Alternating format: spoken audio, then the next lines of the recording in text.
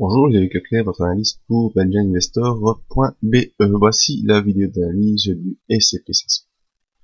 Alors, le S&P 500, eh bien, cette semaine, nous a fait une semaine de latéralisation, vraiment typique. Alors, vous avez fait une petite vidéo de briefing la courante semaine pour vous expliquer les possibles zones de retracement. Il semblerait qu'on ne doive pas aller jusque-là, la tendance actuelle étant toujours très haussière, et on est simplement ici en phase de retracement.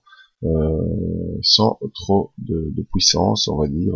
C'est pas du retracement, plutôt c'est de la latéralisation. Vous voyez, hein, on s'horizontalise tout doucement, et on a ici une zone de support importante vers les 1685 qui semble pouvoir tenir le coup. En tout cas, c'est ce qui s'est passé jeudi, vendredi, même si on n'a pas récupéré entièrement ce qu'on a perdu lors de la séance de mardi, mercredi. Le bilan de la semaine est donc légèrement baissier. Quoi qu'il en soit, voyons un peu les indicateurs ce qu'ils nous disent. On voit que le RSI est toujours bien haussier, c'est-à-dire au-dessus de 60, donc en pression haussière, même si on a une légère baisse de cette pression pour l'instant, tant qu'on reste au-dessus de 60, une configuration favorable. Le MACD, vous voyez que celui-ci faiblit également, mais il n'y a toujours pas de croisement baissier, donc tant que le signal est en support de MACD, eh bien, on a simplement une faiblesse qui s'installe sur le cours et pas vraiment une accélération baissière.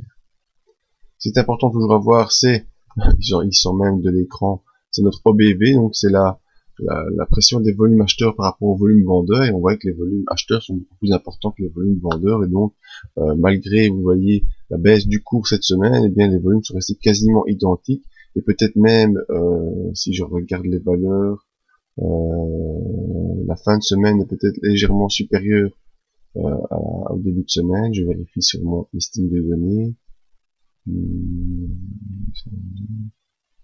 Et donc non, même pas, mais bon, on vient quasiment à l'équilibre par rapport au début de semaine, donc pas vraiment de danger sur la psychologie qui ne s'inverse pas. La psychologie des opérateurs étant toujours que le S&P va poursuivre sa hausse, c'est la mienne également, sans trop de problème. Donc l'objectif du S&P est de rejoindre les 1728 points, l'objectif que j'avais fixé pour cette semaine, mais il y a eu plutôt une latéralisation, et donc l'objectif n'a pas pu être atteint.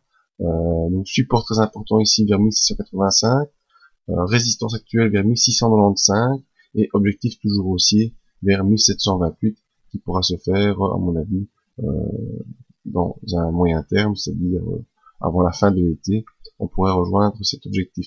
Maintenant, si le cours consolide de manière plus importante, eh bien, on a ici des zones de support, 1685, 1669, qui correspondra certainement à la M20, qui interviendra poursuivre son ascension début de semaine. Et si vraiment on consolide de manière plus importante, eh bien, on pourrait viser le pullback sur le haut de cette tasse avec anse que je vous avais dessiné. Et si on a un rebond qui se fait sur cette zone, qui correspond également à une zone de retracement Fibonacci, eh bien ce sera une bonne occasion de se mettre en place pour un objectif haussier vers 1728. Donc voilà mon avis sur le S&P 500, toujours haussier moyen terme. En court terme, peut-être une légère consolidation vers 1669 dans un premier temps, la zone de support de la M20. Voilà, vous pouvez nous rejoindre sur le site pour les autres analyses gratuites, et venir profiter de notre zone d'aide à l'investissement qui est en promo entre le 15 juillet et le 15 août. Ne ratez pas ça, ça pourra vous aider. Merci à tous, à bientôt.